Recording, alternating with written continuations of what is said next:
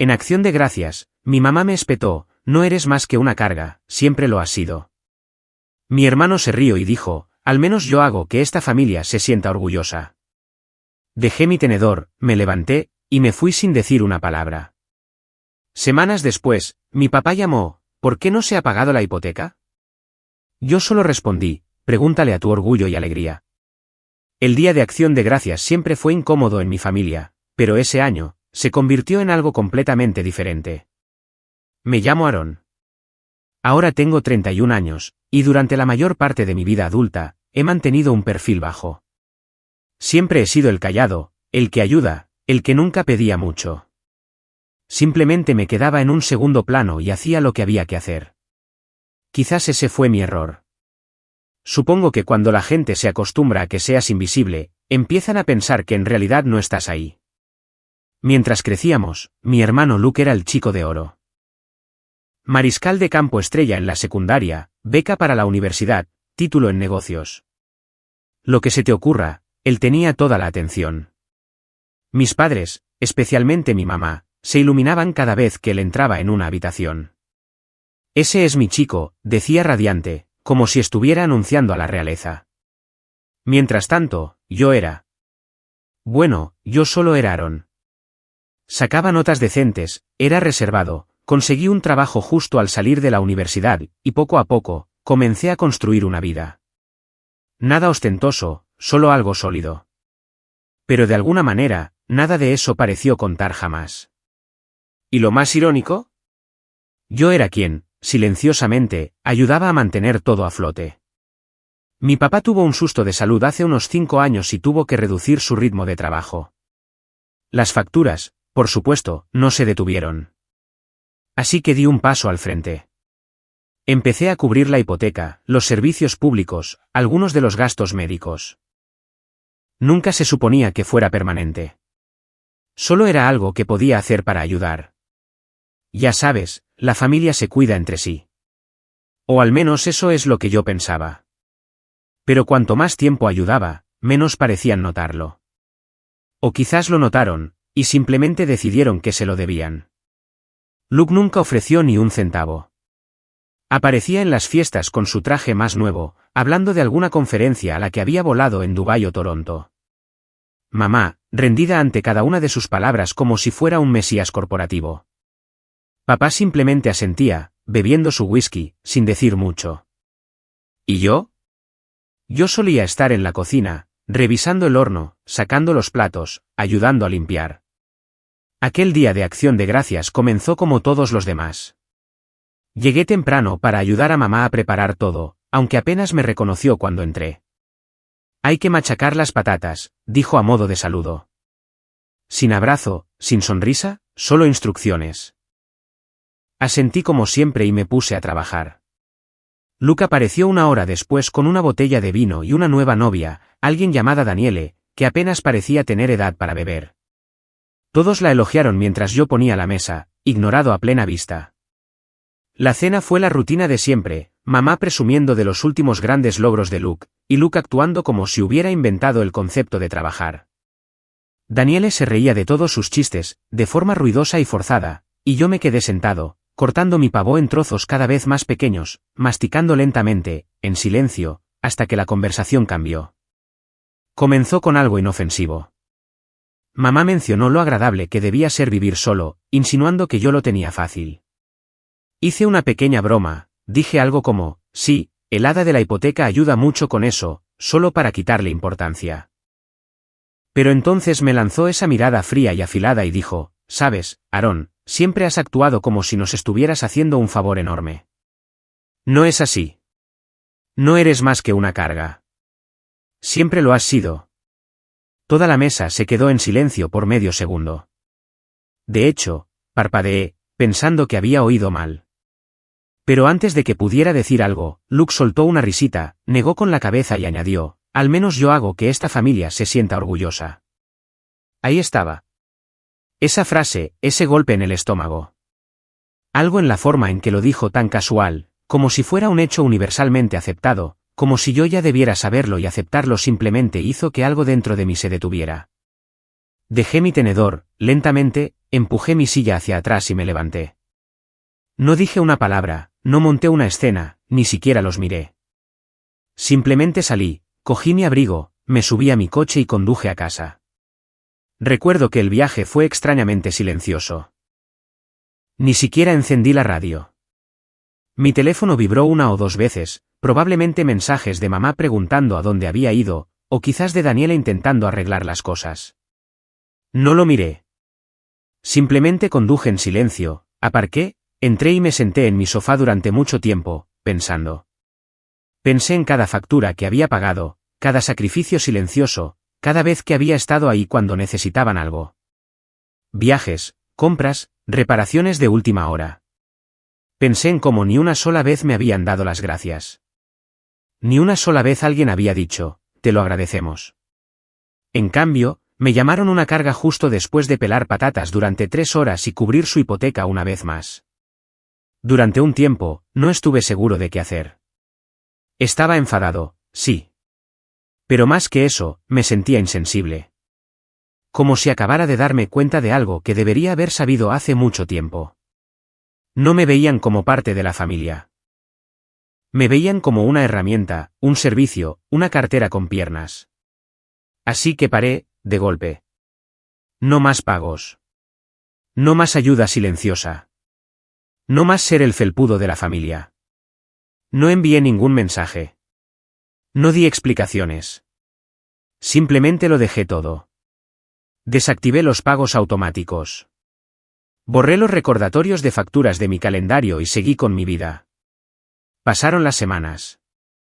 Entonces, una tarde, sonó mi teléfono. Era papá. Él nunca me llamaba. Incluso cuando era niño, dejaba que mamá se encargara de la mayoría de las cosas. Así que, cuando vi su nombre en la pantalla, dudé, pero contesté. Hola, papá, dije. Su voz era rígida, molesta. Aarón, dijo. ¿Por qué no se ha pagado la hipoteca? No lo dudé ni un segundo. Simplemente me recliné en mi silla y dije, pregúntale a tu orgullo y alegría. Luego colgué. Y fue entonces cuando las cosas empezaron a desmoronarse. Después de esa llamada, el silencio fue ensordecedor y revelador. Nadie me contactó. Ni mamá. Ni Luke. Ni siquiera con un desganado «Oye, ¿estás bien?».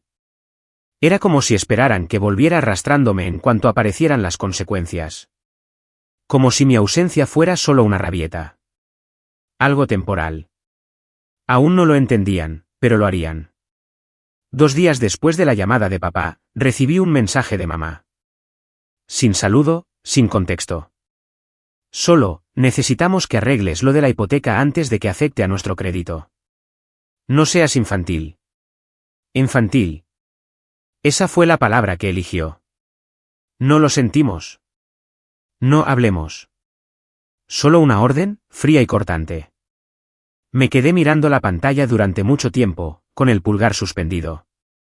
Podría haber dicho muchas cosas. Podría haber dejado que años de resentimiento fluyeran en un largo mensaje, pero no lo hice. Lo dejé en visto y dejé el teléfono.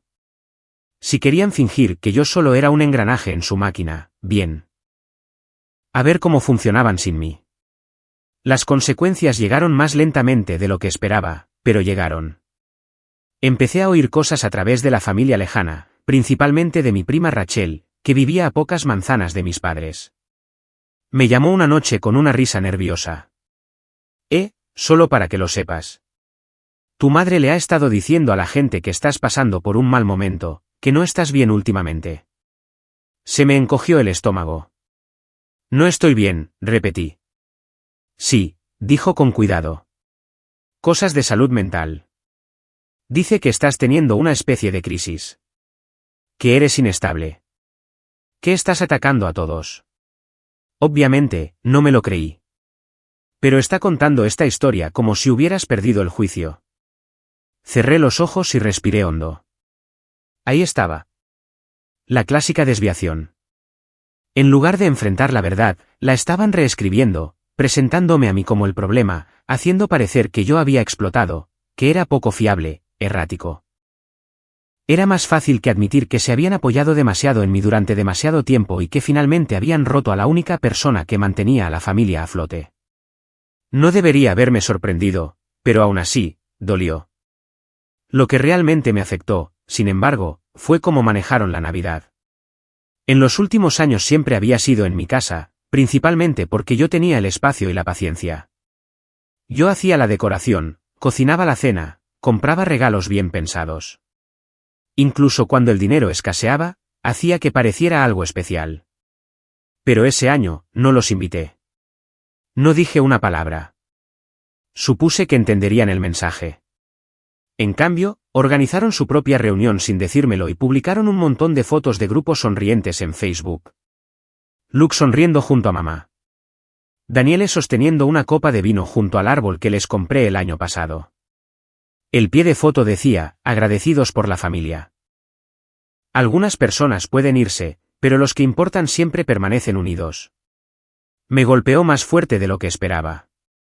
Al principio ni siquiera estaba enfadado, solo vacío, como si finalmente me hubieran eliminado por completo. No me echaban de menos. Simplemente parchearon el espacio que dejé y siguieron adelante. Pero las grietas empezaron a aparecer poco después. Rachel volvió a llamar a mediados de enero. No te lo vas a creer, dijo. Luke está en problemas. Levanté una ceja. ¿Qué tipo de problemas? Dejó su trabajo. Parpadeé. ¿Por qué? Dice que va a empezar su propio negocio, algo de consultoría o así, pero el rumor es que lo echaron. Malversación de fondos de la empresa o algo turbio. Nadie cuenta la historia completa. Eso me pilló por sorpresa. Luke siempre había sido el niño de oro, sí, pero no era precisamente el más responsable. Le gustaban las apariencias, coches bonitos, relojes llamativos, trajes de diseño. Llevaba años preguntándome en silencio cómo se permitía ese estilo de vida sin que le pasara factura. Ahora, parecía que finalmente había sucedido. No le dije nada a Rachel en ese momento, pero en el fondo de mi mente, un pensamiento silencioso se agitó. Van a volver a llamar a mi puerta. Y lo hicieron. Comenzó con un largo mensaje de mamá. Inusualmente dulce, casi teatral. Hola, cariño, sé que las cosas han estado tensas, pero la familia es para siempre. Todos decimos cosas que no sentimos a veces. ¿Podemos hablar? Quizás cenar pronto. Haré ese asado que tanto te gusta. No respondí. 2 días después llegó otro mensaje. Esta vez de papá. Cortante de nuevo. Estamos pasando por un mal momento. La hipoteca lleva 2 meses de retraso. Tu madre está muy disgustada. ¿Puedes ayudarnos, por favor? Solo esta vez. Me quedé mirando la pantalla y simplemente me reí. Solo esta vez. Había estado ayudando durante años en silencio, sin agradecimiento, sin reconocimiento. Y ahora, después de ser llamado una carga y apartado como una amarga vergüenza, querían que interviniera de nuevo, solo esta vez. Lo que me sorprendió más que nada fue lo poco que parecían entender lo que habían hecho. Para ellos, yo seguía siendo el plan de respaldo, el callado, el que ayuda. No se daban cuenta de que el silencio no era temporal, que no iba a volver. Aún así, siguieron insistiendo. Luke llamó una noche. No contesté, así que dejó un mensaje de voz. Lo escuché una vez, y luego otra, solo para asegurarme de que había oído lo que creía haber oído. Oye Aaron, mira, sé que las cosas se fueron de las manos, pero siempre has sido bueno con el dinero, y tengo esta idea de negocio que podría despegar de verdad. Solo necesito un poco de capital inicial. Pensé que quizás querrías entrar desde el principio, como una inversión. Un ganar-ganar, ya sabes. Me quedé sentado en un silencio atónito. Ni siquiera era una disculpa. No una real, solo una propuesta de negocio. Como si yo fuera un inversor de capital riesgo, no su hermano. Como si no se hubiera reído en mi cara en acción de gracias mientras yo cargaba en silencio con el peso de la estabilidad financiera de sus padres. Algo en mí cambió después de esa llamada. Había estado en silencio, pero ya no se trataba solo de dolor. Se trataba de claridad. Ahora los veía por lo que eran y, lo que es más importante, por lo que yo no era para ellos. Yo no era familia. Yo era un recurso. Y en el momento en que dejé de ser útil, reescribieron la historia para presentarme a mí como el problema. Pero ahora no solo había terminado. Había terminado de ser amable. Y fue entonces cuando empecé a trazar un plan. No me apresuré con el plan. No soy del tipo dramático. Nunca he sido de los que gritan, tiran cosas o salen dando un portazo exigiendo que la gente vea mi valor. No, yo prefería las salidas silenciosas, los pasos sigilosos, y luego dejar que el silencio hablara por sí mismo. Pero cuando alguien intenta convertirte en el villano solo porque finalmente dejaste de desangrarte por ellos, empieza a tocar algo más profundo. Empiezas a darte cuenta de que el silencio por sí solo no será suficiente. No esta vez. La traición, la que lo cambió todo, llegó aproximadamente una semana después del mensaje de voz de Luke. Estaba en el trabajo, sentado en mi escritorio, revisando informes cuando recibí una llamada de un número desconocido. Casi la dejó sonar, pero algo me dijo que contestara. «¿Aaron Miller?», preguntó la voz. Masculina, educada pero firme. «Sí, soy yo. Soy Kevin Brooks de la Kesore Lending. Llamamos para hacer un seguimiento de su reciente solicitud de hipoteca». Me quedé helado. Yo. «Lo siento». «¿Qué solicitud?». El hombre hizo una pausa. Oí el crujido de un papel. «Es la solicitud presentada el 11 de enero para un nuevo préstamo sobre la propiedad en 324 Linton Avenue. Esa es su residencia registrada, ¿verdad?». Me recliné lentamente en mi silla, el aire se sentía espeso a mi alrededor. Esa era mi dirección. Mi casa. «Espere un momento», dije, tratando de mantener la voz firme. «Yo no presenté ninguna solicitud». Más silencio. Luego Kevin preguntó con cuidado, ¿no autorizó a Luke Miller como CEO solicitante en esta solicitud? Se me revolvió el estómago. No, no lo hice. Le pedí que me enviara la documentación. Estuvo de acuerdo. Colgué y me quedé allí, atónito, mirando mi escritorio sin parpadear. 10 minutos después, el correo electrónico llegó a mi bandeja de entrada. Adjunto había un PDF escaneado. Y cuando lo abrí, mi nombre y mi información estaban por todos los documentos del préstamo junto con los de Luke, firma falsificada, declaración de ingresos falsificada. Incluso presentó mi información bancaria, cuentas que no había compartido con nadie en años. Y lo más insultante de todo, la casilla de uso previsto de los fondos había sido marcada como capital para empresa familiar. Vi todo rojo. No solo intentó aprovecharse de mi generosidad. Intentó robarme. Intentó hipotecar mi casa para financiar alguna idea condenada al fracaso. La misma casa por la que trabajé horas extras para poder comprar. La misma casa que todos convenientemente olvidaron que existía cuando me llamaron una carga. Fue como si los años de ser ignorado, desestimado y manipulado se derrumbaran en ese único momento. Como si cada vez que dejé pasar algo, cada vez que me tragué mi orgullo e hice lo que necesitaban, me hubiera llevado a esta traición exacta. No lloré. No entré en pánico. Simplemente me quedé allí, todavía insensible. Como te sientes después de un accidente de coche, cuando tu cuerpo está bien, pero tu cerebro aún no se ha puesto al día. Luego, lentamente, abrí una nueva pestaña en el navegador.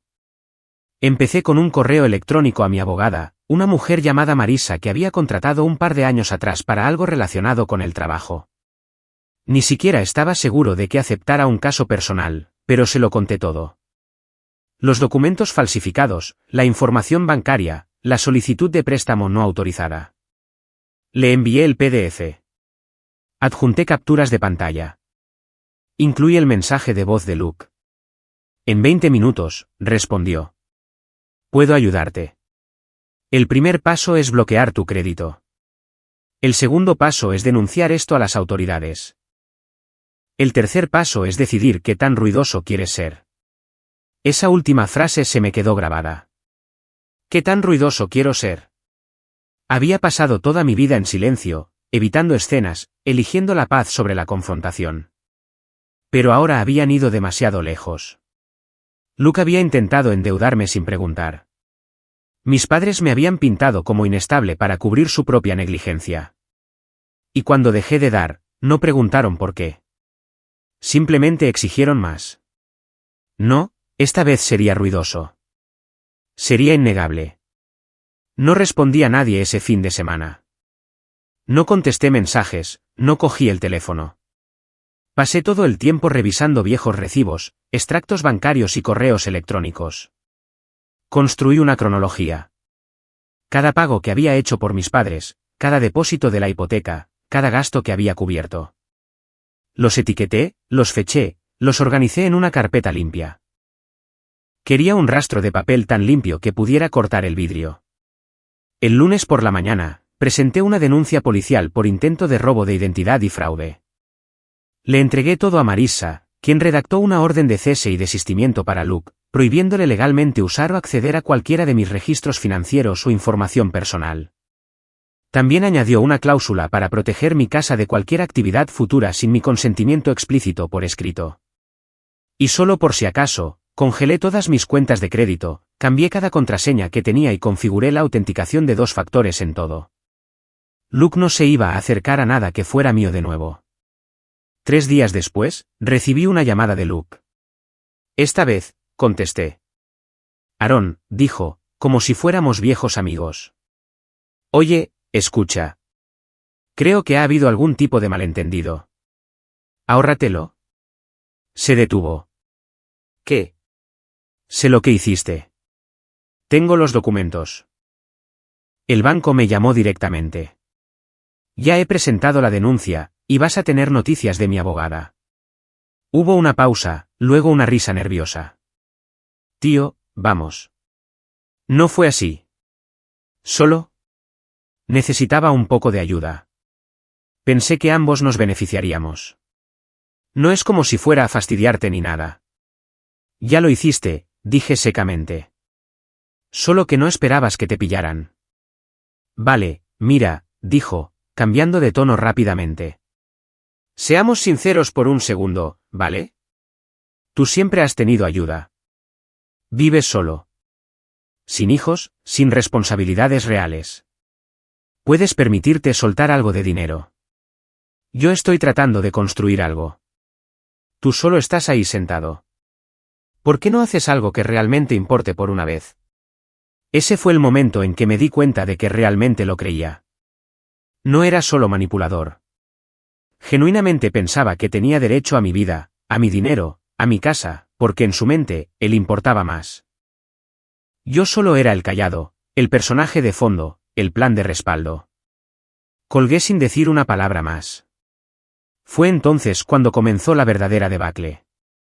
Los días que siguieron fueron algunos de los más duros que he tenido en años. No por lo que hizo Luke. Para entonces, ya lo había bloqueado todo. No corría peligro de perder mi casa, y mis finanzas estaban a salvo. No, el verdadero peso provenía de algo más profundo, algo más frío. No me había dado cuenta de cuánto todavía quería creer que mi familia recapacitaría. Que tal vez después de todo, verían lo que habían hecho. Tal vez se disculparían. Tal vez oiría a mi padre decir algo, cualquier cosa, sobre lo equivocado que estaba todo, sobre lo lejos que habían llegado las cosas. Pero el silencio me dijo todo lo que necesitaba saber. Nadie llamó para preguntar qué había pasado realmente. Nadie contactó para decir, lamentamos que Luke hiciera eso. En cambio, redoblaron su postura. Rachel volvió a llamar, su voz tensa y baja como si no quisiera ser escuchada. Aaron, para que lo sepas, tu madre le está diciendo a todo el mundo que estás intentando que arresten a Luke. Dijo que te lo estás inventando todo para vengarte de la familia. Ni siquiera respondí. Simplemente me quedé de pie en mi sala de estar sosteniendo el teléfono, mirando por la ventana. Era un día gris y nublado, una de esas tardes en las que el mundo parece contener la respiración. Pero por dentro, algo se había desinflado por completo en mí. No solo estaban disculpando a Luke. Me estaban pintando como el villano de nuevo porque era más fácil que admitir que me habían fallado. Más fácil que admitir que se habían apoyado en mí como una muleta durante años, y luego me patearon cuando dejé de caminar por ellos. Empecé a saltarme comidas, no a propósito. Simplemente perdía la noción del tiempo, y luego me daba cuenta de que eran las 10 de la noche y no había comido en todo el día. Mi sueño se volvió irregular.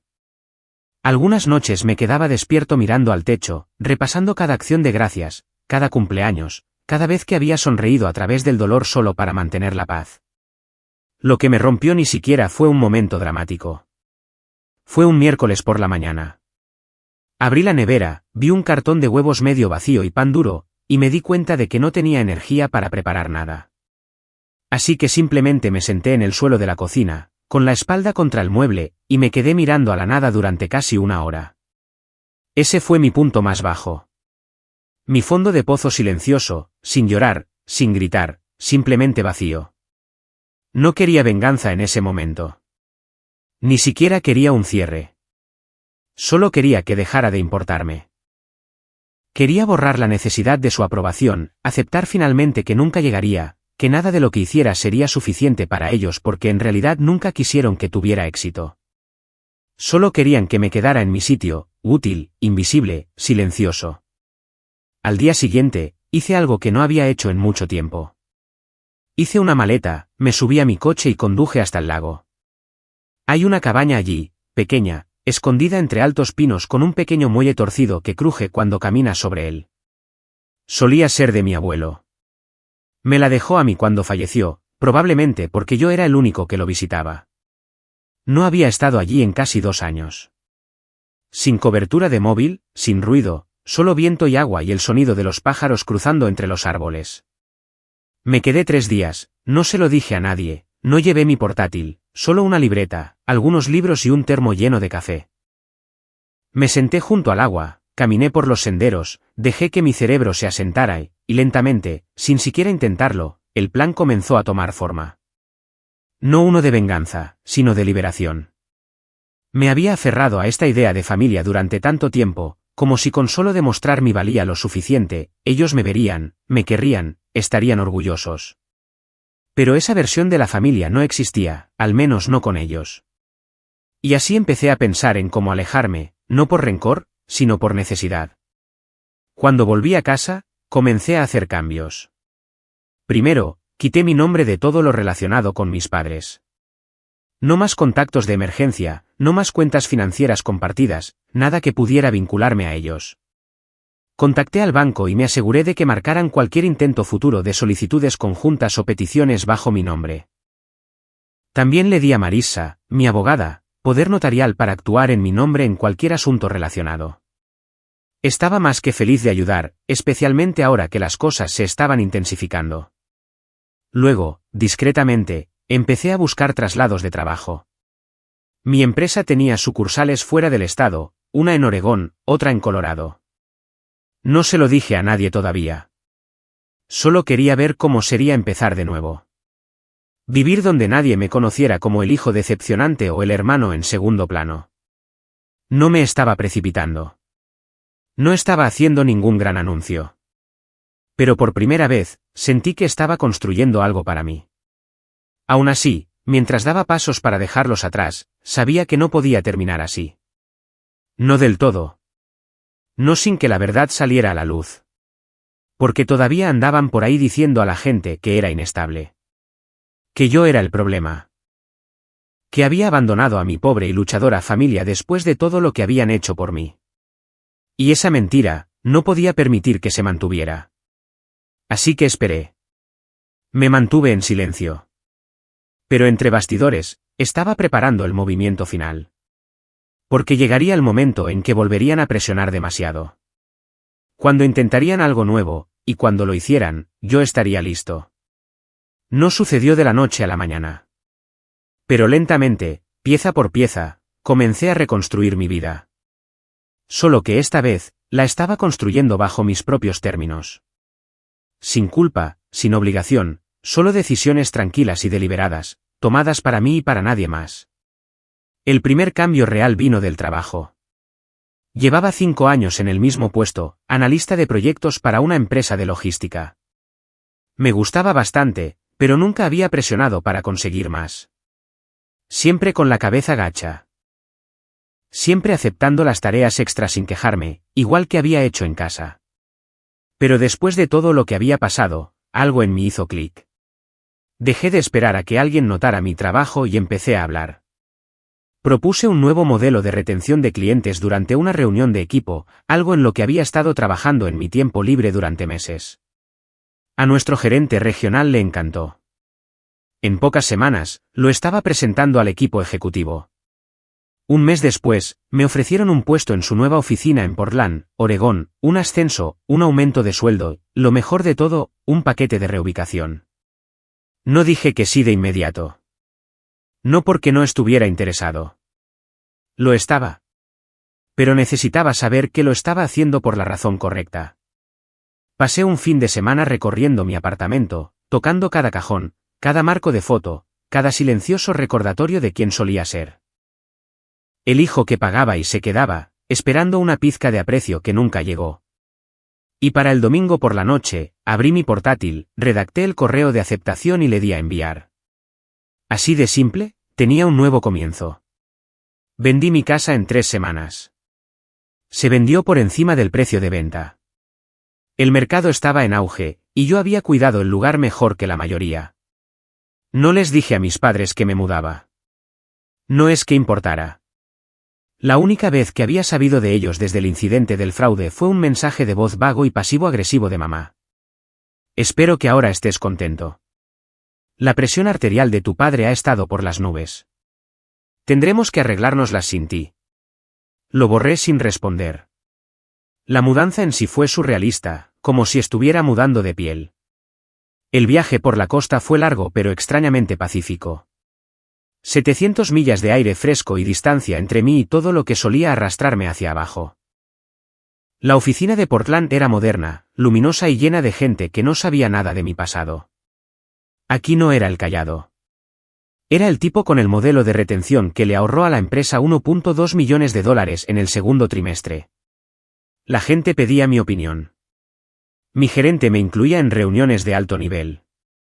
Empecé a ser mentor de los nuevos empleados. Por primera vez en mi vida adulta, me sentí visto. Y con esa visibilidad llegó la influencia. Empecé un negocio secundario, algo en lo que había estado pensando durante un tiempo. Creé un sitio web que ayudaba a las pequeñas empresas a automatizar su logística de entrega utilizando herramientas simplificadas que había desarrollado a lo largo de los años. No esperaba mucho de él, pero en 6 meses, tenía una docena de clientes y más que suficientes ingresos adicionales para sentir que el peso del miedo financiero se levantaba por completo de mis hombros. Me uní a un grupo de senderismo, empecé a ver a un terapeuta, tomé una clase de cerámica, de todas las cosas. No estaba tratando de encontrarme a mí mismo.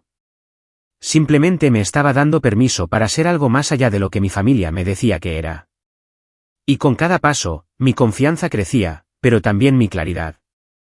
Cuanta más distancia ganaba, más obvio se volvía el patrón. Mis padres no solo eran tóxicos. Eran dependientes de controlar la narrativa. Mientras yo estuviera callado, podían presentarse como los padres amorosos y abnegados que estaban siendo maltratados por su hijo desagradecido. Luke era la historia de éxito. Yo era el fracaso que se volvió raro y distante. Pero lo que no sabían, lo que no podían predecir, era que yo lo había estado documentando todo. Correos electrónicos, mensajes de voz, extractos bancarios, mensajes de texto, todo perfectamente organizado en una carpeta en la nube. Y con la ayuda de mi abogada, había presentado una demanda civil por intento de fraude y robo de identidad. Era un proceso lento, los asuntos legales siempre lo son, pero era real. Y finalmente, Luke recibiría la notificación. Pero esa ya no era ni siquiera la parte que me emocionaba. No, lo que realmente esperaba era el momento en que intentarían atraerme de nuevo, porque lo harían. La gente así siempre lo hace. Esperarían hasta que la presión financiera volviera a golpear. Hasta que el próximo gran negocio de Luke fracasara. Hasta que la presión arterial de papá se convirtiera en algo más que un arma en un mensaje de voz. Entonces se pondrían en contacto, llenos de disculpas empalagosas y un encanto desesperado. Y esta vez, no solo los ignoraría. Esta vez, respondería, pero no como el hijo silencioso en el que solían confiar. No como el plan de respaldo. Respondería como el hombre que ya no los necesitaba, que había construido su vida sobre sus escombros y se erguía más alto de lo que nunca esperaron. Y no solo me alejaría. Quemaría el puente que ellos construyeron. Pero primero, esperé. Y mientras esperaba, me hice más fuerte. Porque a veces la mejor venganza no se trata de lo que haces, sino de en quién te conviertes. Y yo me estaba convirtiendo en alguien a quien nunca reconocerían ni controlarían. Y no tenían ni idea de lo que estaba por venir. Fue a principios de primavera cuando finalmente llegó la oportunidad. No con un estruendo, sino con un correo electrónico casual, enterrado en una pila de spam. El asunto decía, hipoteca familia Miller, consulta urgente. Al principio, pensé que era basura. Casi lo borro. Pero luego vi el remitente, un subdirector de un pequeño banco regional de mi ciudad natal. Eso captó mi atención. Lo abrí, lo leí 2 veces, y luego me recliné en mi silla, silenciosamente atónito. El mensaje era breve. Decía que se había informado de una morosidad en una propiedad con la que yo había estado asociado anteriormente, y que se ponían en contacto porque mi nombre figuraba como contribuyente financiero previo en la cuenta. La dirección me resultaba familiar. La casa de mis padres. La misma cuya hipoteca había pagado durante años. La misma que dejé de pagar después de Acción de Gracias. Llamé al banco directamente. La mujer que respondió, educada pero claramente sobrecargada de trabajo, confirmó lo que sospechaba. La casa estaba en proceso de ejecución hipotecaria. No se habían realizado pagos en más de 4 meses. El saldo se había disparado con los recargos por demora. Me preguntó si tenía alguna intención de ayudar a poner el préstamo al día. Sonreí y dije, no, pero quizás pueda ayudar de otra manera.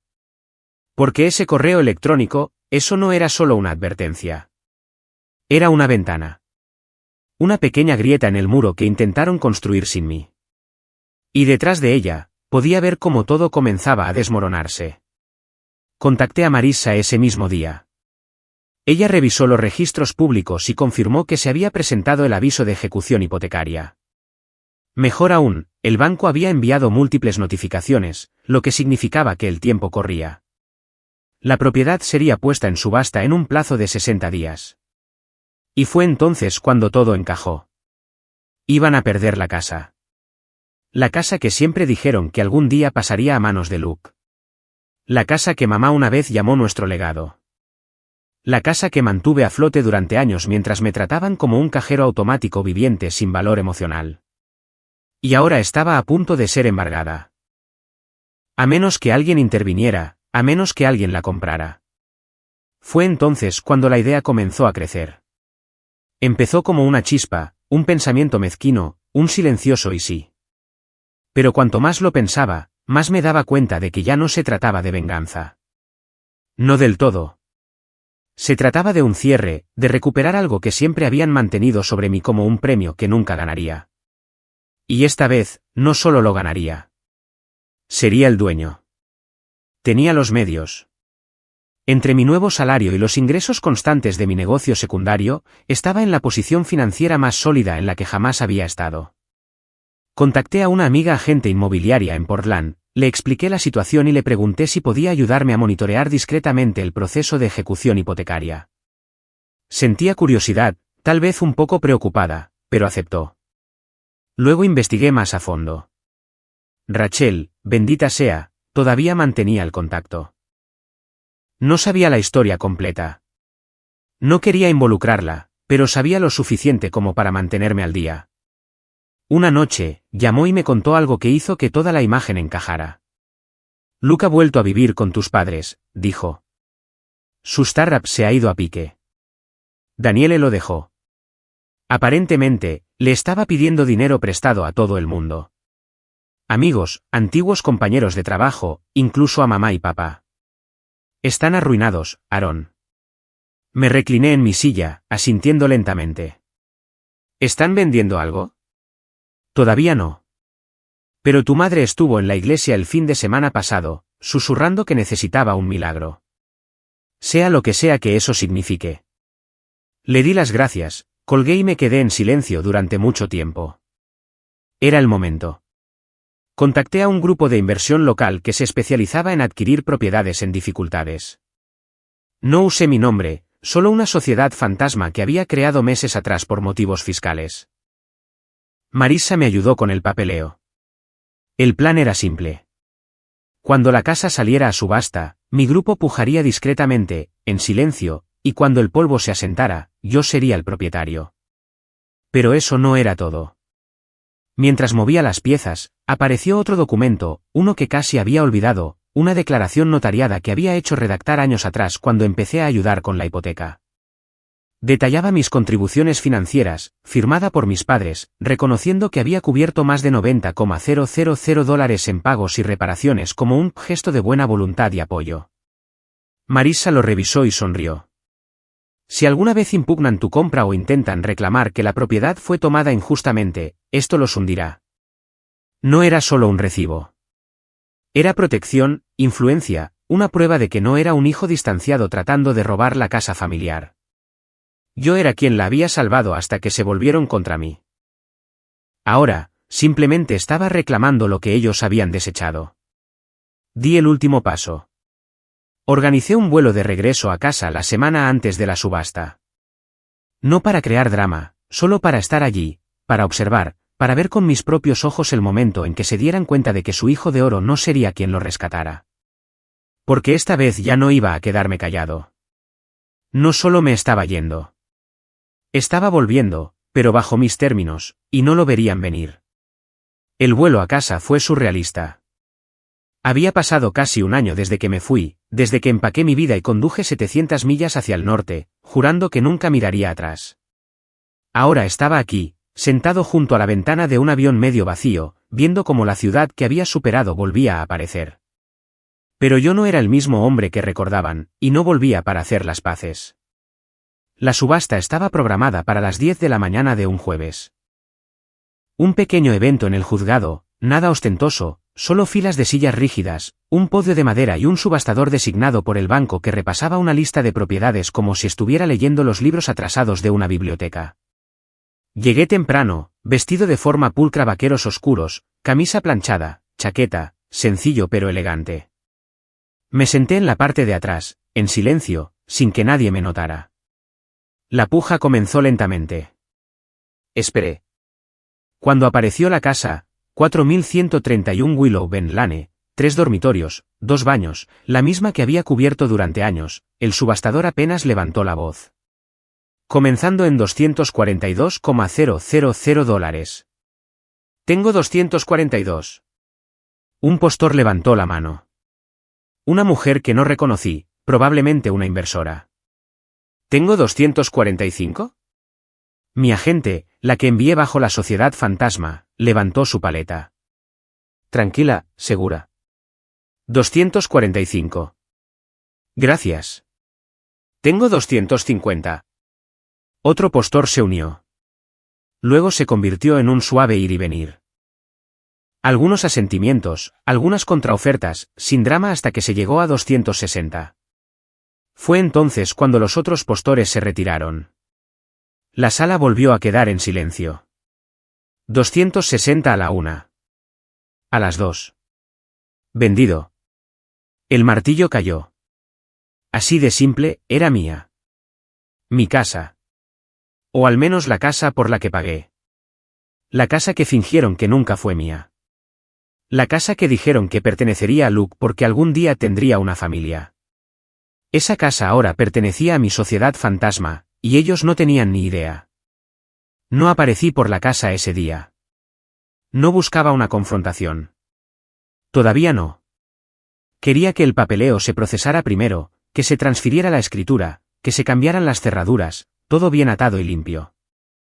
Eso llevó unos 9 días.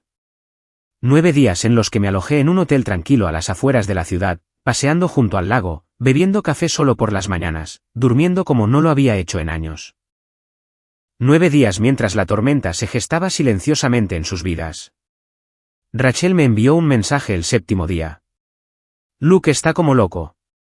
Recibió un aviso pegado en la puerta principal. Tu madre lo arrancó, pero ha estado llorando desde entonces. No saben qué está pasando. Pensaban que tenían más tiempo. No respondí.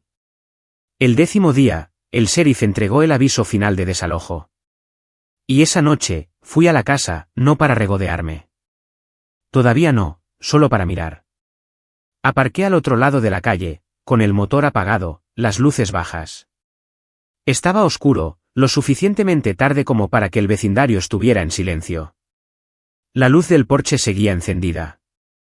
A través de la ventana principal, pude ver a mi madre sentada en la mesa de la cocina, con los hombros encorvados, la mano alrededor de una taza como si pudiera anclarla. Luke estaba de pie detrás de ella, paseando de un lado a otro. Mi padre estaba sentado, rígido y en silencio, parecía más viejo de lo que recordaba.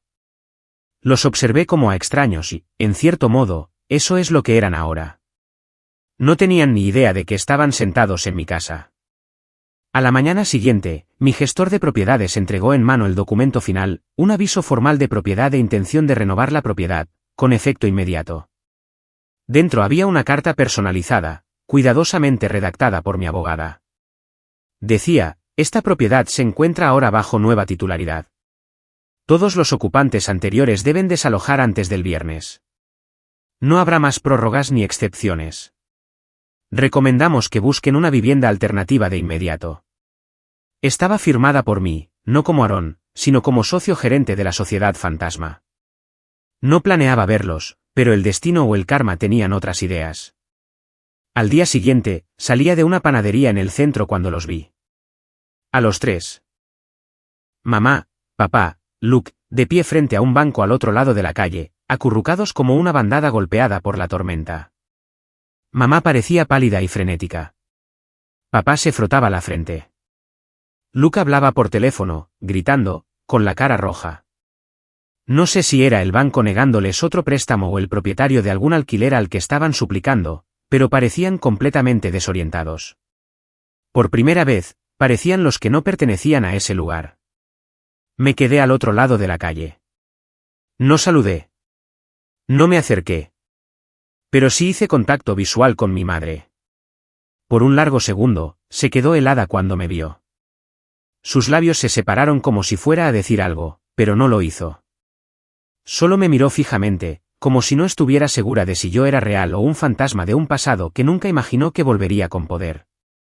Sostuve su mirada, le di el más mínimo asentimiento, y luego me di la vuelta y me fui. Esa noche, recibí un mensaje de texto. Era de un número que no reconocí al principio, pero reconocí el tono al instante. ¿Por qué nos haces esto? Seguimos siendo tu familia. No respondí de inmediato. Dejé que reposara. Luego, después de que pasara un día entero, respondí, no, vosotros erais mi familia. Y luego me mostrasteis lo que eso significaba para vosotros. Esto soy yo, finalmente escuchando. Nunca respondieron. 2 días después, se habían ido. Sin dirección de reenvío. Sin despedida. La casa estaba vacía. Y por primera vez en años, también lo estaba el peso en mi pecho. Recorrí la casa vacía la semana siguiente. Estaba silenciosa, inquietantemente silenciosa. El tipo de silencio que se adhiere a las paredes después de años de ruido y recuerdos. Pero esta vez, el silencio no dolía. Se sentía limpio, como el final de algo pesado. La cocina todavía olía débilmente a canela y café viejo. Aunque todos los muebles habían desaparecido, se habían llevado lo que pudieron. La mesa, el arte barato de las paredes, el viejo sillón reclinable en la sala de estar donde papá solía quedarse dormido cada noche. Pero dejaron las fotos. Retratos escolares descoloridos de Luke. Fotos de graduación. Una foto familiar de Navidad de hace 15 años en la que yo estaba medio cortado a un lado del marco. Encontré una caja de zapatos polvorienta en el fondo de un armario con mi nombre. Dentro había dibujos de la infancia, un par de boletines de notas antiguos y una arrugada nota de agradecimiento que le había escrito a mi madre en 3er grado después de que me preparara mi almuerzo favorito. La había guardado, aparentemente. O tal vez simplemente olvidó que estaba allí. No me la llevé.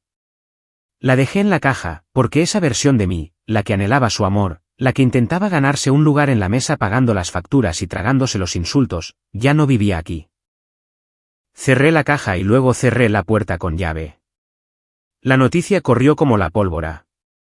No la difundí. No fue necesario. Este pueblo funcionaba a base de susurros y conversaciones de jardín, y no tardó mucho en que la gente atara cabos. Rachel me dijo que mi madre empezó a decir que los había engañado, que les había robado la casa mientras eran vulnerables. Pero la verdad tenía recibos, avisos bancarios, archivos judiciales, un rastro de papel tan largo y afilado que cortaba cada mentira que intentaban tejer. ¿Y la mejor parte? Ya no se trataba solo de la casa. El caso de fraude de Luke siguió adelante. Los documentos de préstamo falsificados, el intento de robo de identidad, todo le pasó factura. Mi abogada presentó todo a las autoridades. La investigación fue discreta pero exhaustiva. Unos meses después, recibí un mensaje de la Secretaría del Condado. Luke había aceptado un acuerdo de culpabilidad, multas, libertad condicional y una mancha permanente en su historial. Nada dramático, sin monos naranjas ni noticias de última hora, pero le seguiría por el resto de su carrera. El chico de oro finalmente había aprendido lo que significaba caer. En cuanto a mis padres, se mudaron con una prima de mi madre a otro estado, un lugar pequeño compartido con otro familiar. Rachel dijo que lo odiaban. Sin privacidad, sin control, sin un pedestal sobre el que pararse. Intentaron contactarme una vez más. Un sobreenviado a mi nueva dirección, escrito a mano, suplicando una reconciliación. No lo abrí. Lo tiré a la trituradora sin leer una palabra, porque el perdón no se debe. Se gana, y ellos nunca intentaron ganárselo, ni una sola vez. 6 meses después, la casa estaba completamente renovada. No volví a vivir en ella. La convertí en un hogar de transición, un lugar para jóvenes que salían del sistema de acogida y necesitaban un comienzo seguro. Me asocié con una organización sin fines de lucro local, creé un fideicomiso a nombre de mi abuelo y comencé a financiarlo discretamente con los ingresos de mi creciente negocio. Esa casa había sido una vez un símbolo de control, de vergüenza, de quien creían que merecía que. Ahora, era una segunda oportunidad para alguien que nunca tuvo una. La visité una vez, tarde por la noche, después de que los nuevos residentes se hubieran mudado. La luz del porche estaba encendida. Se oían risas a través de las ventanas. Cálidas, vivas, reales. Me paré en la acera y respiré hondo. Luego sonreí. Porque la casa ya no llevaba su legado. Llevaba el mío. Y lo construí con todo lo que intentaron quitarme.